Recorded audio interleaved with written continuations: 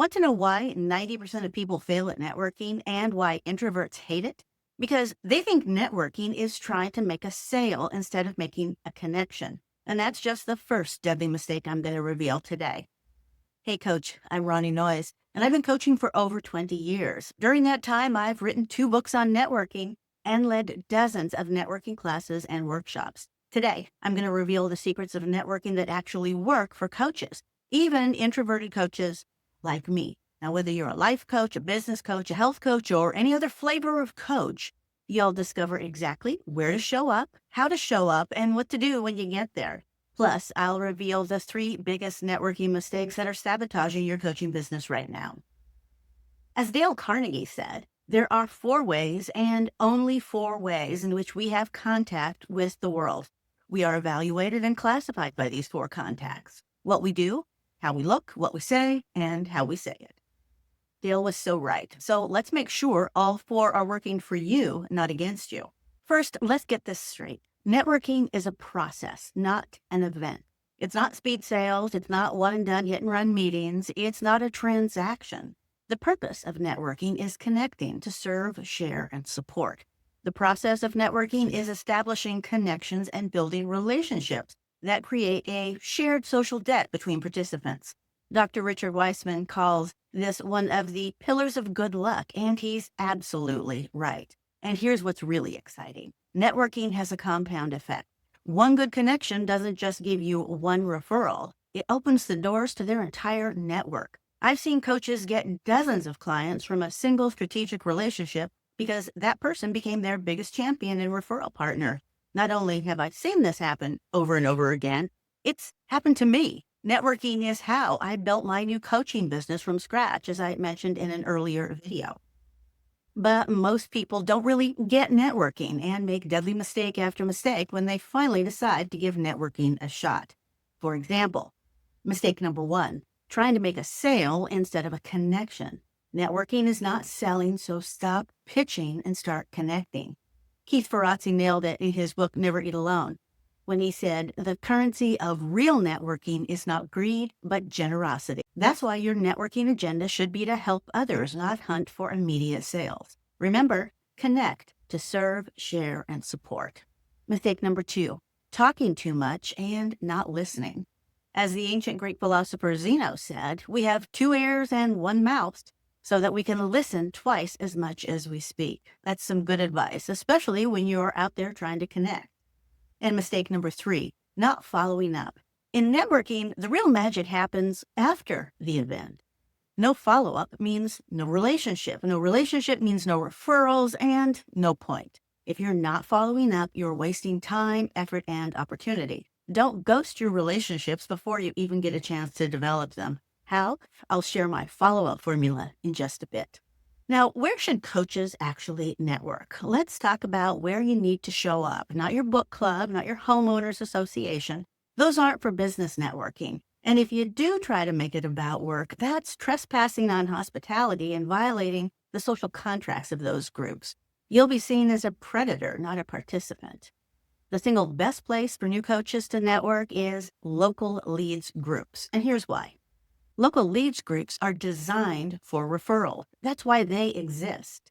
Most local leads group offer category exclusivity, so you'll be the only coach in your niche and your group, therefore getting all the leads. Local groups typically meet weekly and have a closed membership model, so you see the same business owners week after week and really get to know, like, and trust these folks as they do you. And remember, you're not trying to sell to these folks, you're creating relationships, which gets you access to their networks, and you're becoming the coach they think of first and always when they refer their friends, family, and colleagues. There are typically 2 types of local leads groups: business to business, aka B2B, and business to consumer, or B2C. As a coach, you'll want to test both to see which works better for your niche. Life coaches and health coaches often do well in B2C groups, while business coaches typically thrive in B2B groups. I also highly recommend joining your local professional coaches association chapter, as well as either a chamber or a business association networking group. Now that you know where to show up, let's briefly touch on how to show up. Tennis great Arthur Ashe said, One important key to success is self-confidence. An important key to self-confidence is preparation. So let's get you prepared to network. First, look the part and show up as you want to be seen. People believe what they see. Dress like the successful coach you are or want to be. What does a successful coach in your specialty look like? A business coach might dress slightly more formally for a professional polish, while a wellness coach might have a more relaxed yet still professional look. Find your coaching uniform and wear it. Second, wear a name tag. Wear it high on your right shoulder. First name in big letters. It shows you're friendly and keeps attention near your face when shaking hands. Third, perfect your handshake. Please don't do the my lady stiff hand unless you're expecting somebody to kiss your knuckles. And forget the limp dead fish. That's just creepy. What you need is a firm, appropriate, professional handshake that lasts about 2 to 3 seconds. Fourth, make eye contact and smile. This is super basic, but easy to forget when we're nervous or feel out of place. Relax, look people in the eye, and smile like you mean it. For those of you who are introverts like me and hate the thought of mingling and small talk, here's my secret hack for introverts. Pretend you're the host. When I went to my first Coaches Association meeting, I was terrified. All these new people who were real coaches and not a complete newbie like me. But I knew that helping others would increase my comfort level, so I immediately began volunteering to help at the meetings. Because when you do have a job to do, helping and making others comfortable, you can stop worrying about yourself. At least that's true for me. And if you can't actually work the event, you can make others comfortable by introducing people to each other, even people you just met. Genius, and it works every time. Who to meet networking. At every networking event, there are 3 types of people you can prioritize connecting with. Alliance or power partners are other professionals serving your ideal coaching clients, anyone who works with the same people you do. They can send you hundreds of hot referrals. Now, for me as a marketing coach, I look for printers, graphic designers, copywriters, bookkeepers, and lawyers, just as an example.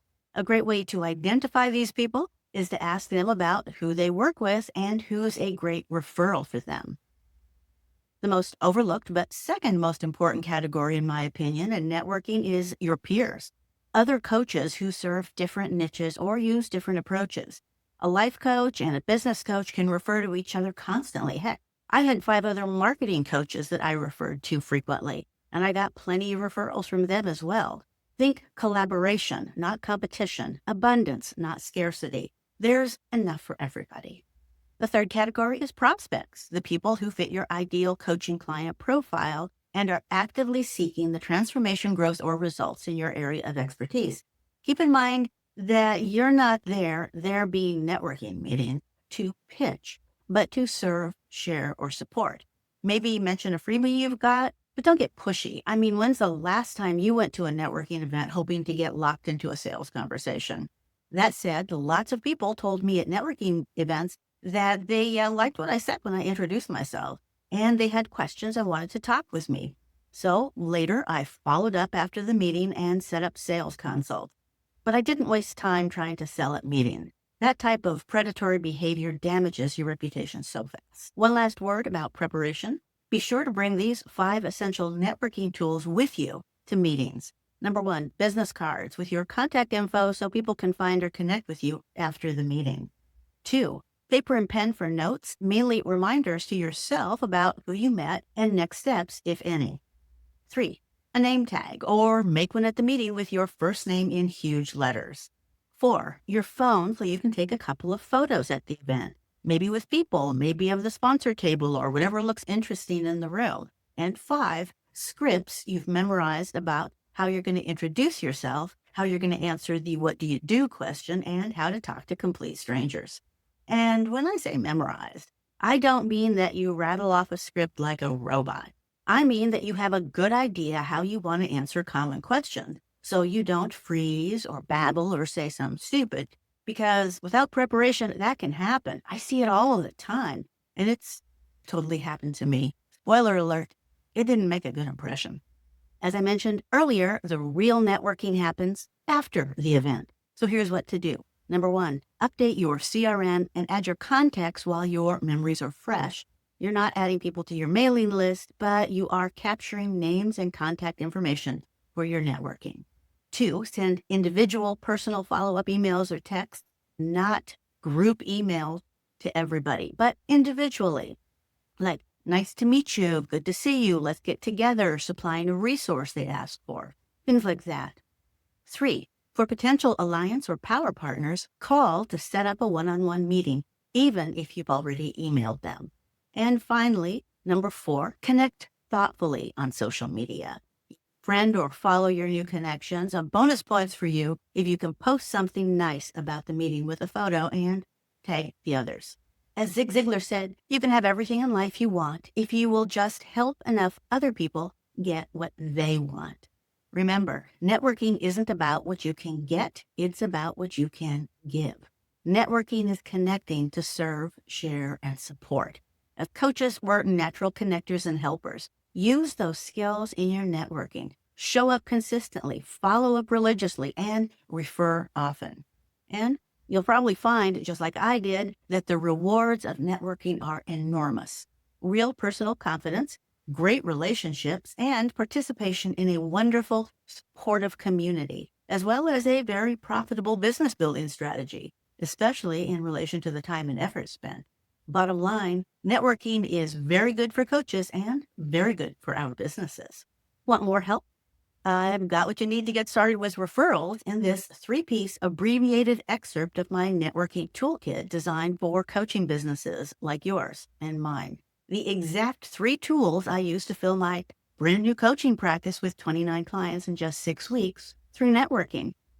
No cold calling, no spamming, no awkward sales pitches. It's 100% free for you. Check the link below. So what do you think, Coach? Are you ready to make networking your superpower? Let me know in the comments. And if this video was helpful, please give it a like and remember to subscribe for more practical tips to elevate your coaching practice. Thanks for watching. I'm Ronnie Noize, reminding you that today is a great day for coaching.